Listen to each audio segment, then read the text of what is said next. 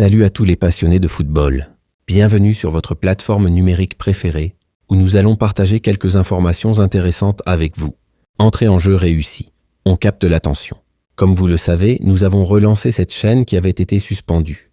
Un vrai comeback. Suspendu mais jamais oublié. Donc si vous êtes nouveau parmi nous, avant de cliquer sur j'aime, pensez à vous abonner d'abord. C'est gratuit et vous n'aurez rien à payer à la fin du mois. Gratuit plus pas de frais pour convertir les visiteurs en abonnés. En vous abonnant, vous rejoindrez cette belle famille de passionnés de sport. Pour ceux qui étaient dans l'ancienne chaîne qui découvrent cette nouvelle adresse, vous êtes vraiment des génies, car des milliers d'autres continuent leurs recherches. Vous avez flairé le bon déplacement sans GPS. Aujourd'hui, nous allons analyser en profondeur la position de la RDC dans le football africain, car nos amis sénégalais semblent un peu perdus à ce sujet. On sort le tableau blanc et les flèches rouges pour décortiquer les forces congolaises. Nous allons établir des arguments solides pour démontrer que le Sénégal n'aura aucune chance de repartir, avec même un point de Kinshasa, preuve à l'appui. En battant le Soudan du Sud, bloc défensif congolais.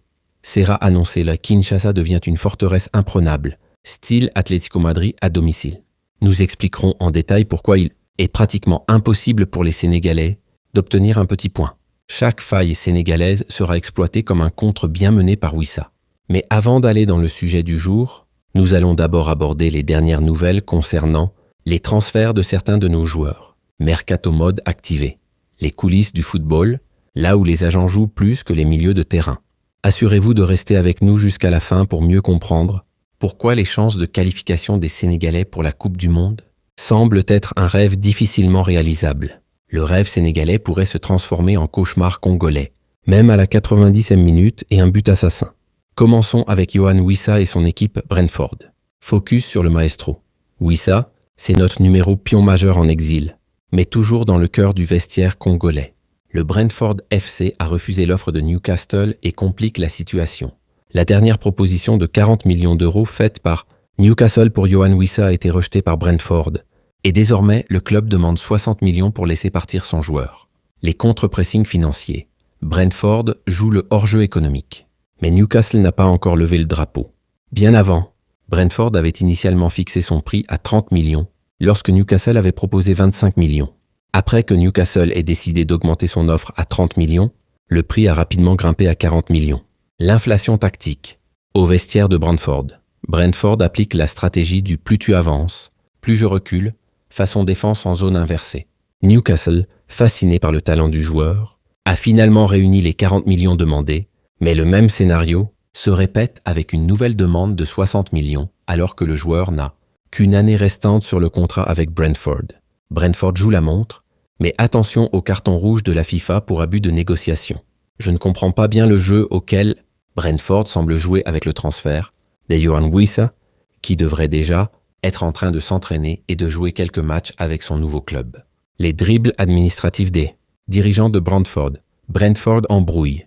Newcastle comme Wissa dans une ruelle, mais sans but au bout. Nous, de notre côté, avons besoin de lui en pleine forme pour préparer un match décisif contre le Soudan du Sud, avant d'affronter les Sénégalais à Kinshasa, car Wissa en pleine jambe à Kinshasa marche presque au-dessus de l'eau. Wissa, il ouvre les défenses comme la mer Rouge, et Kinshasa, c'est son temple. Le dilemme de Wissa semble similaire à celui de Mbemba, bien que pour Mbemba, cela soit motivé par un besoin d'améliorer ses envies financières. Deux profils, deux ambitions. Mbemba veut le coffre-fort, Wissa veut la vitrine européenne. En revanche, Wissa aspire simplement à dépasser son niveau actuel de jouer la Champions League. C'est les défis qu'il s'est lancés cette année. Objectif Ligue des Champions, Wissa vise les étoiles, pas les bonus de fin de mois. Les Magpies semblent être à un point mort. Cela donne l'impression qu'il y a une réelle volonté d'empêcher Newcastle d'acquérir Wissa. Brentford verrouille le départ de Wissa comme un défenseur qui refuse le duel. Mais le ballon est déjà dans les pieds de l'attaquant. En ce qui concerne l'argent, il a été clairement établi que ce n'est pas le véritable obstacle, car Newcastle est revenu 2 fois selon les caprices de Brentford, mais ce dernier semble bien vouloir continuer à tourner en rond le Magpies. Brentford fait tourner Newcastle comme Messi fait tourner les défenseurs. Le véritable souci de Brentford réside dans le fait qu'ils semblent incapables de fonctionner sans Wissa. Ils viennent de s'en rendre compte, qu'il n'y a pas d'assurance sans Wissa dans leur effectif. Brentford sans Wissa, c'est comme une équipe sans gardien, ça sent le but à chaque attaque. Cependant, il risque de perdre ce joueur dès juin prochain car il n'a pas renouvelé son contrat avec le club. Fin de contrat en approche. Le mercato d'hiver pourrait être leur dernière chance avant le départ gratuit. Je ne pense pas que Wissa change d'avis et prolonge son engagement avec Brentford. Surtout après tout ce qu'ils lui ont fait subir dans ce feuilleton entre oui et non. Wissa and Brentford, l'amour impossible, bientôt en streaming sur Canal Foot. Wissa de son côté aspire simplement à changer de direction et à jouer en Ligue des Champions, une compétition qu'il n'a jamais eu l'occasion de découvrir. Wissa veut passer du championnat à la Champions League, comme un joueur qui passe de PES à la réalité. Ainsi, il semble que le dossier soit clos et que la saga Wissa à Newcastle touche à sa fin. Conclusion probable du feuilleton, les négociations ont atteint leurs limites et Brentford semble avoir verrouillé sa position. Leur volonté de le conserver a été clairement exprimée. C'est évident que Brentford a accepté de perdre Wissa dès l'année prochaine, comme joueur libre, mais en l'utilisant cette année. Brentford privilégie l'exploitation sportive du joueur sur le court terme, malgré la perte financière à venir. Allons-y maintenant à Bambali au Sénégal pour parler d'une icône africaine. Sadio Mané qui a marqué un but avant la 15e minute, puis expulsé avant la fin de ce même laps de temps. Séquence paradoxale, performance offensive suivie d'une sanction disciplinaire, révélant une instabilité comportementale préoccupante. Explosion à 15 minutes de jeu. Que s'est-il passé exactement pour la légende africaine? Point d'analyse. La nécessité de comprendre les facteurs psychologiques ou contextuels ayant mené à cette double action. Eh bien, il est clair que Sadio Mané a connu une transformation psychologique depuis quelque temps, évolution mentale, changement d'attitude qui pourrait être lié à la pression, à la frustration ou à des dynamiques internes au club. Il y a à peine une saison, il était expulsé 3 ou 4 fois dans une même saison, ce qui est inexplicable quand on n'est pas un défenseur. Les anomalies statistiques, taux d'expulsion élevé pour un attaquant, ce qui soulève des questions sur la gestion émotionnelle du joueur. Alors, qu'est-ce qui a provoqué ce changement d'attitude? Personne ne le sait vraiment. Mais nous espérons que ce type de situation se produira également à Kinshasa. Nous croisons les doigts. Une telle instabilité pourrait être exploitée comme un levier tactique. Lors des confrontations à venir à Kinshasa, énervé Mané, il recevra un carton rouge. En tout cas, souhaitons bonne chance à cette icône africaine. Mané n'est pas seulement un symbole pour le Sénégal, mais pour l'ensemble de l'Afrique. Mané incarne la réussite africaine sur la scène internationale, au-delà des frontières nationales. Il a prouvé au monde entier que nous, Africains noirs, sommes capables de montrer notre valeur et de rivaliser avec n'importe qui. Affirmation de la compétitivité des joueurs africains dans les plus grandes compétitions mondiales. Eto'o, Drogba et maintenant Mané ont tous fait leurs preuves.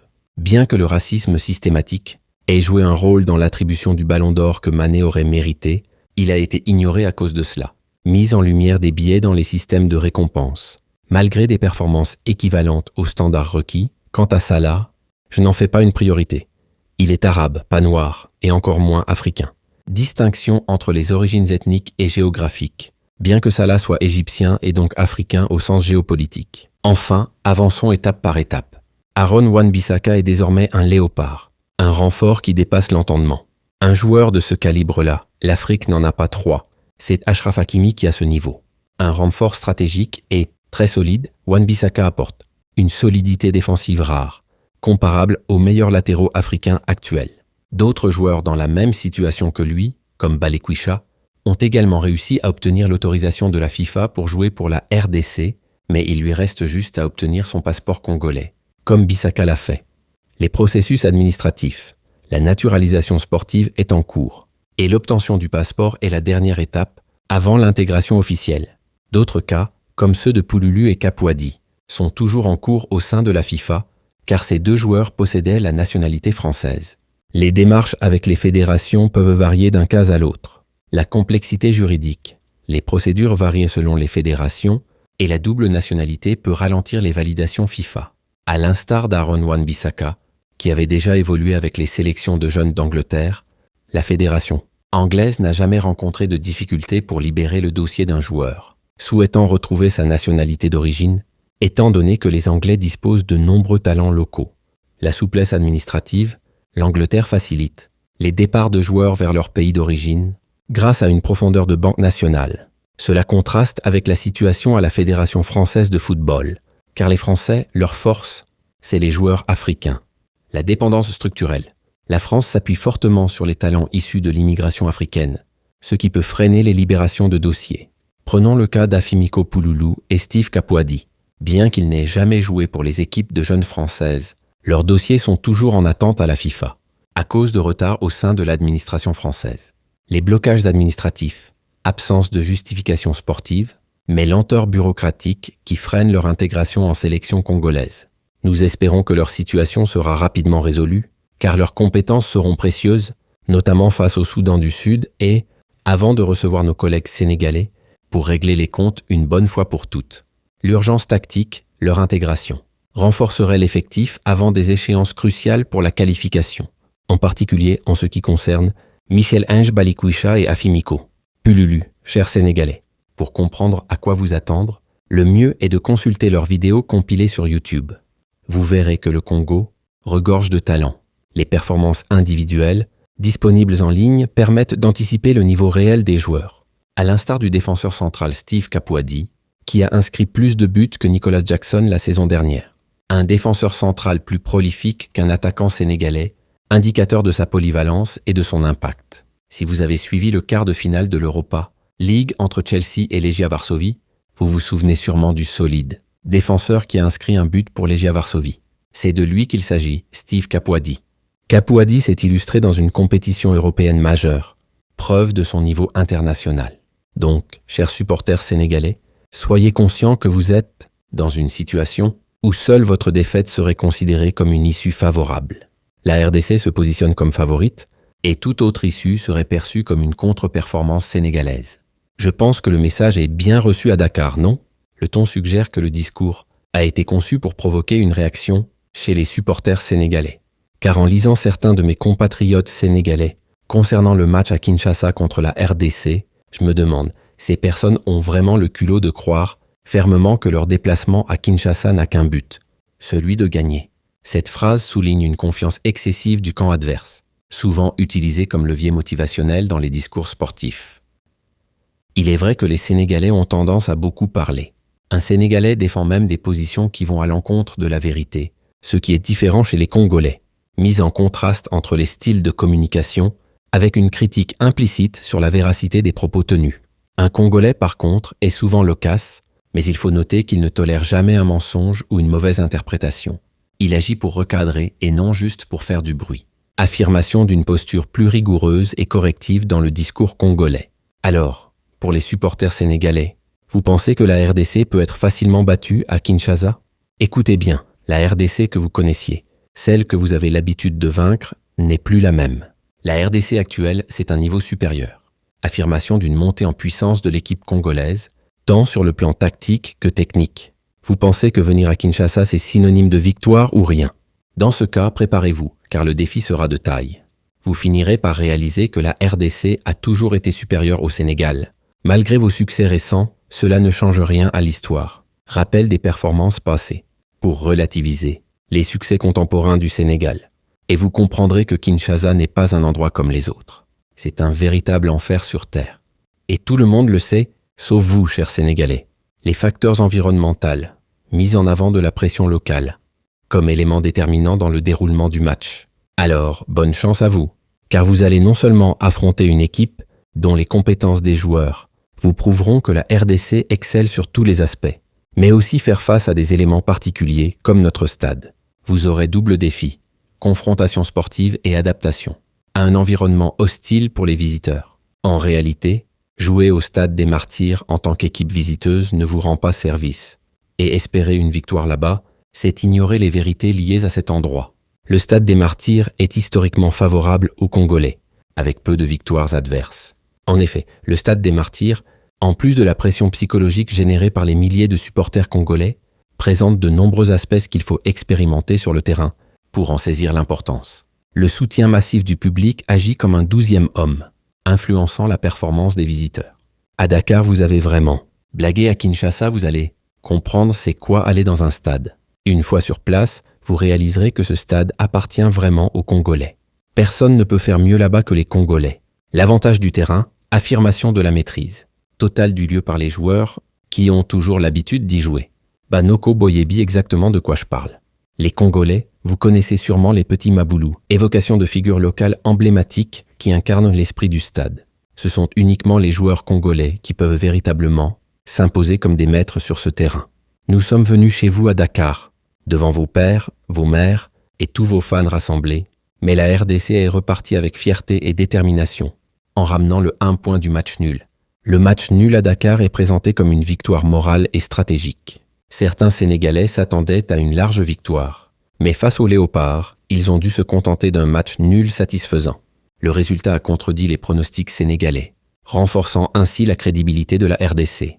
En réalité, c'est cela la République démocratique du Congo, une équipe qui relève des défis. Valorisation de la résilience et de la capacité à performer dans des contextes difficiles.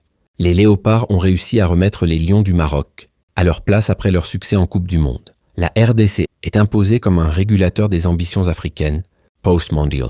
À la suite des bons résultats des Marocains lors de ce tournoi, ils s'étaient mis en tête de dominer l'Afrique pendant la CAN en Côte d'Ivoire. Perception d'une volonté hégémonique après le mondial contestée par la RDC. Cependant, la RDC a une réputation bien établie pour ramener à la réalité les équipes trop confiantes et le Maroc en a fait les frais. Rappel à l'ordre.